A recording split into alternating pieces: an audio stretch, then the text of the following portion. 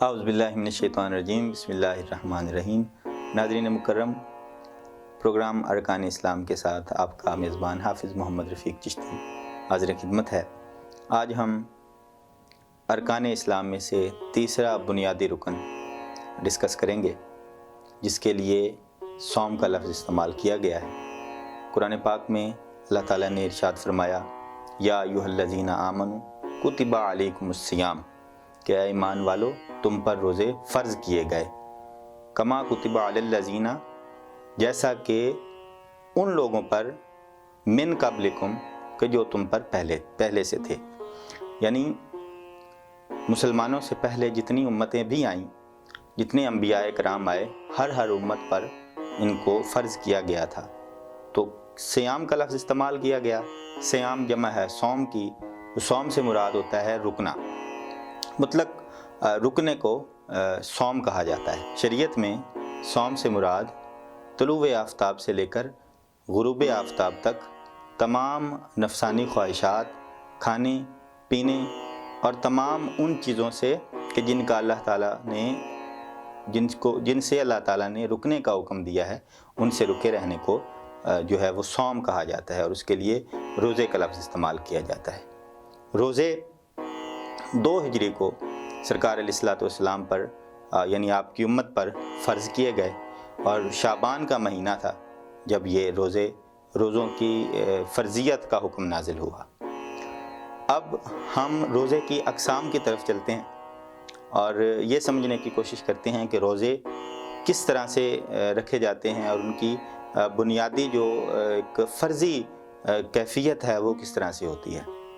تو سب سے پہلے جس طرح سے قرآن پاک میں ارشاد فرمایا گیا، کتب علیکم الصیام، تم پر روزے فرض کیے گئے، تو سب سے پہلی جو قسم ہے، 6 اقسام مکمل ہیں، 6 اقسام کے روزے رکھے جاتے ہیں۔ تو ان میں سے پہلی قسم جو ہے وہ فرائض کی ہے، جو رمضان کے روزے ہیں۔ رمضان کے روزے فرض روزے ہیں۔ اس کے بعد واجبات، یعنی ایسے روزے کہ اگر جن کو مکمل کرنا یا جن کو رکھنا جو ہے وہ آپ پر واجب ہوتا ہے، یعنی نفلی روزہ اگر آپ نے رکھا ہے اور کسی صورت میں یا کسی وجہ کی سبب آپ اس کو توڑ دیتے ہیں تو وہ روزہ رکھنا آپ پر واجب ہو جاتا ہے۔ تو فرض روزہ جو اللہ تعالیٰ نے فرض کیا ہے، جو رمضان کے مہینے میں رکھے جاتے ہیں، اور وہ 30 روزے ہیں۔ اس کے بعد آپ نفلی روزہ رکھتے ہیں اور وہ کسی وجہ سے اگر توڑ دیتے ہیں تو اس نفلی روزے کو مکمل کرنا وہ آپ پر واجب ہو جاتا ہے۔ تو اس صورت میں جو روزہ رکھا جائے گا وہ واجب روزہ ہوگا۔ اس کے بعد ہے سنت روزے، ایسے روزے کہ جو سرکار علیہ الصلوۃ والسلام کی سنت تھے۔ تو ان میں سے یوم عاشورہ کا روزہ، 9ویں اور 10ویں کا روزہ، یہ سرکار علیہ الصلوۃ والسلام ہمیشہ رکھے کرتے تھے، اور آپ نے اس کا حکم دیا۔ اور سرکار علیہ الصلوۃ والسلام سے صحابہ کرام نے عرض کیا کہ یا رسول اللہ صلی اللہ علیہ وآلہ وسلم، یہودی 10ویں محرم کو روزہ رکھتے ہیں، اور وہ یہ کہتے ہیں کہ حضرت موسیٰ علیہ السلام کو اللہ تعالیٰ نے کامیابی عطا فرمائی تھی، تو اس خوشی میں ہم 10ویں محرم کا روزہ رکھتے ہیں۔ تو سرکار علیہ الصلوۃ والسلام نے ارشاد فرمایا کہ حضرت موسیٰ علیہ السلام کے ساتھ ہمارا تعلق زیادہ ہے، ہم لوگ ان کے زیادہ ماننے والے ہیں، تو اس وجہ سے ہم اس خوشی میں بڑھ چڑھ کر شریک ہوں گے، اور ہم ایک روزے کی بجائے 2 روزے رکھیں گے۔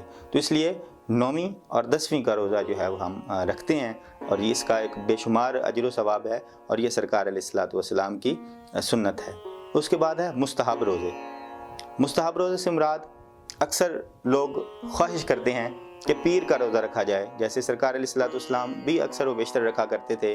اسی طرح جمعرات کا روزہ، یہ بھی ایک سنت ہے اور مستحب کے حکم میں آتا ہے۔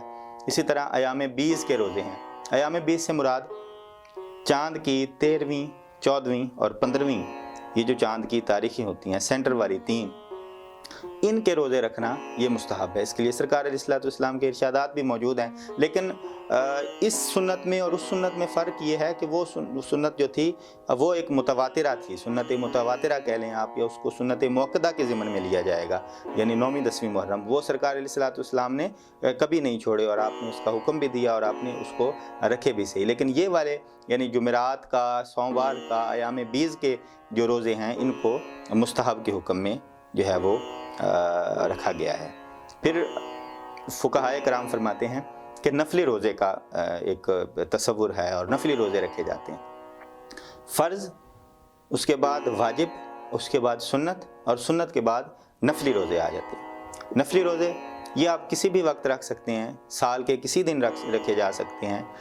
ایسے ایام کہ جن میں روزے رکھنا ممنوع ہے، وہ میں اس کے بعد آپ کو بتاتا ہوں کہ کن ایام میں روزے رکھنے کو منع کیا گیا ہے۔ ان ایام کے علاوہ آپ کسی بھی دن جو ہے وہ روزہ رکھیں گے اپنی استطاعت کے مطابق، اپنی صحت کے مطابق، جو اللہ تعالیٰ نے آپ کو آپ کے جسم میں ایک قابلیت یا اہلیت رکھی ہے، اس کے مطابق آپ جتنے روزے رکھیں گے وہ نفلی روزے کہلائیں گے، اور اس کے لیے کوئی ایسی تعیین نہیں ہے۔ اس کے بعد ہے مکروہ روزے۔ یہ وہ روزے ہیں کہ جن کے نہ رکھنے کا حکم جو ہے وہ فرمایا گیا، اور اس کے بارے میں ناپسندیدگی کا بھی جو ہے وہ شائبہ ہے، سرکار علیہ الصلوۃ والسلام نے منع فرمایا۔ اب مکروہ تنزیہی سے مراد ایسا مکروہ کہ جو حلال تو ہو لیکن کراہت کے ساتھ اس کو تسلیم کیا جائے۔ مکروہ تحریمی جو ہے وہ حرام کے قریب ہوتا ہے، اور مکروہ تنزیہی وہ حلال کے قریب ترین ہوتا ہے، لیکن اس کو مکروہ قرار دیا جاتا ہے۔ جیسا کہ صرف 10ویں کا آپ روزہ رکھتے ہیں اور 9ویں محرم کا آپ روزہ نہیں رکھتے، صرف 10ویں یوم عاشوراء کو صرف ایک روزے کو رکھیں گے آپ، تو یہ مکروہ تنزیہی ہو جائے گا۔ سرکار علیہ الصلوۃ والسلام نے اس سے منع فرمایا ہے۔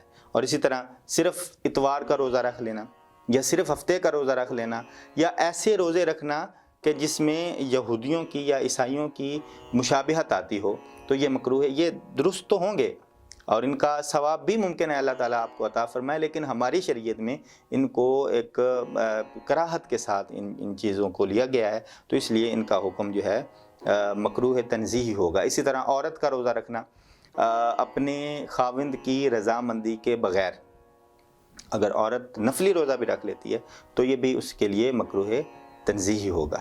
اسی طرح مکروہ تحریمی سے مراد ایسے روزے کہ جن کو اللہ تعالیٰ کی طرف سے حکم دیا گیا کہ روزے نہ رکھیں، تو وہ اگر آپ رکھ لیتے ہیں تو وہ اس کا ثواب بھی ممکن ہے آپ کو مشقت کی وجہ سے آپ کو مل جائے، لیکن بہرحال اس کے نہ رکھنے کا حکم ہے، اور وہ کراہت کے ساتھ اور حرام کے قریب بن جاتے ہیں۔ تو وہ روزے عید الفطر کا روزہ ہے، وہ اگر آپ رکھیں گے تو وہ مکروہ تحریمی ہے۔